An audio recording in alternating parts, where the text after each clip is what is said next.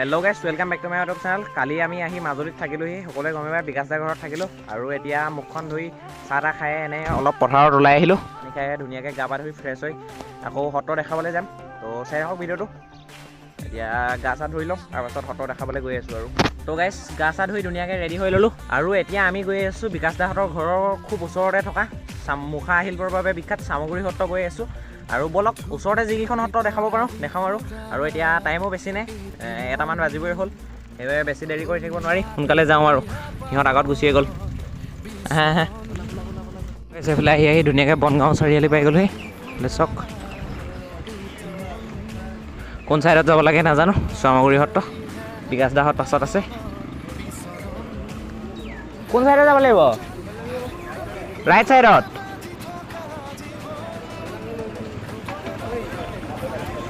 এইফালে ৰাইট চাইডে সোমাই দিলোঁ। এতিয়া চামগুৰি সত্ৰ গৈ আছোঁ।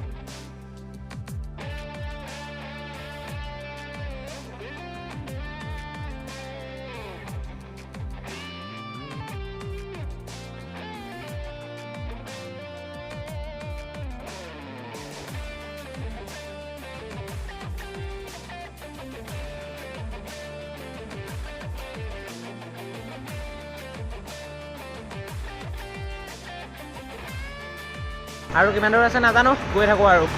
তো গাইজ, ফাইনেলি পাই গ'লোহি এইফালে চামগুৰি সত্ৰ মেইন গেটখন। ইয়াত চাওক, যিহেতু চামগুৰি সত্ৰখন মুখা শিল্পৰ বাবে বিখ্যাত, সেইবাবে ইয়াত সকলো মুখা আঁকি থোৱা আছে।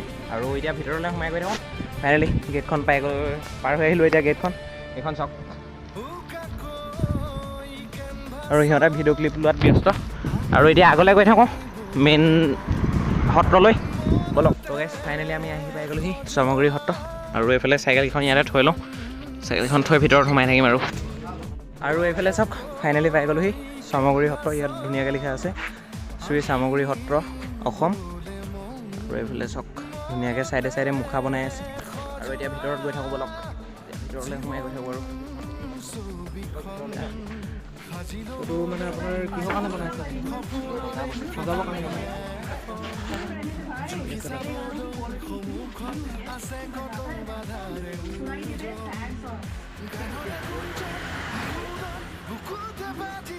তো গাইজ, এতিয়া আমি ভিতৰত সোমাওঁ, য'ত ভালকৈ মুখাবোৰ বনাই থৈ দিছোঁ। আৰু এতিয়া ভিতৰত সোমাওঁ জোতাযোৰ খুলি লৈ।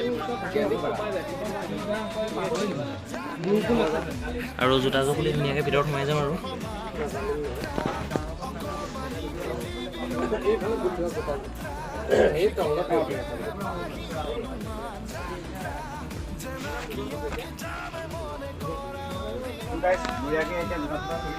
আৰু এইফালে ধুনীয়াকৈ ভিতৰত সোমাই আহি গ'লোঁ।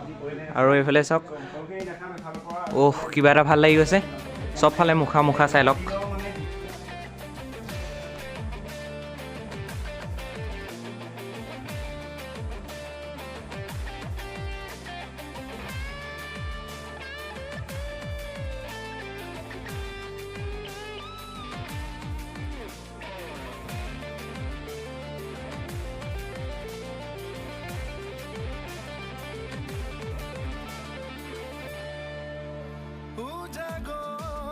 আৰু এইফালে বস্তু এটা চাওক, এইফালে চব বস্তু মেটেকাৰে বনাই থৈছে। মেটেকা ন? মেটেকাৰে বনাই থৈছে। বেগ এইবোৰ এনেকৈ কিবা কিবি বনাই থৈছে আৰু মেটেকাৰে। আৰু এই ককাজনে কৈ দিব সকলো ইয়াৰ বিষয়ে। ককা, বুজাই দিয়ক এতিয়া ইয়াৰ বিষয়ে ভালদৰে। মোৰ নাম হ'ল প্ৰদীপ গোস্বামী। মই চামগুৰি সত্ৰৰে জন্মগতভাৱে মই ইয়াৰে সন্তান।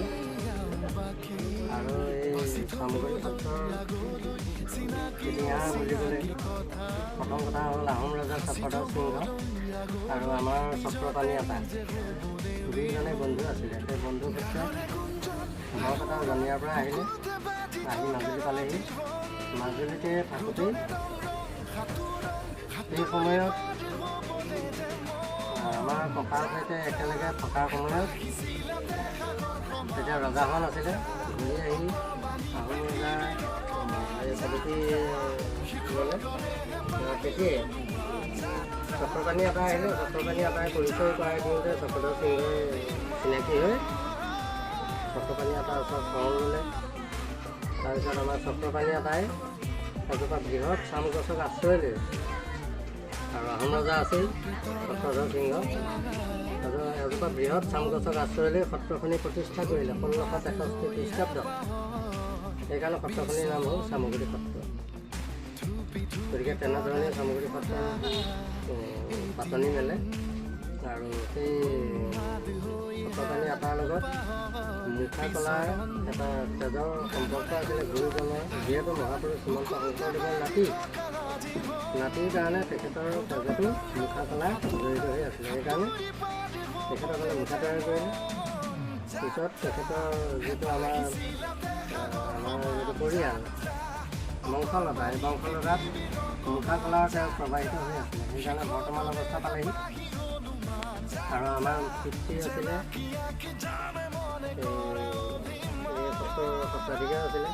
তেখেতে 2003 চনত মুখাৰ ওপৰত সংগীত নাটক একাডেমী বঁটা পাবলৈ সক্ষম হৈছিলে আৰু তেওঁ ৰাষ্ট্ৰীয় বঁটা পোৱাৰ পিছত বৰ্তমান অৱস্থাত বিশ্বৰ সকলো ঠাইৰে লোক আহি ইয়াত মুখা চাবৰ কাৰণে আহে আৰু ইয়াতে গোটেই বিশ্ব পৰিচিত। আমি তেখেতৰে সন্তান, গতিকে আমি মুখাৰ লগত জড়িত হৈ এতিয়া আমি মুখা আমি তৈয়াৰ কৰিছোঁ। লগতে আমাৰ পিতাজো আছে, শিকিছে। প্ৰসাৰ হওক প্ৰচাৰ হওক তাৰে আমি কামনা কৰিছোঁ। লগতে বিশ্ববাসীয়ে জানক সেই এটা কথা। যেনেধৰণে তোমালোক আহিছে তোমালোকেও বুজি পাইছা, গতিকে তোমালোকে শিকাই এটা লৈছে সেইটোৱে দহজনক উপকৃত কৰে। ইয়াৰ পৰা শিকক গতিকে তাৰে আমি আশা ৰাখোঁ। যিহেতু এই সত্ৰখন মুখা শিল্পৰ বাবে বিখ্যাত, সেইবাবে এই সকলো চাইডে গোটেই মুখাই আৰু ফালে সকলো মূৰ্তি মুখা তেনেকৈ ককাইদেউ সকলোখিনি কথা বুজাই দিলে আৰু আমাৰ ধুনীয়াকৈ আশীৰ্বাদ লোৱা হৈ গ'ল।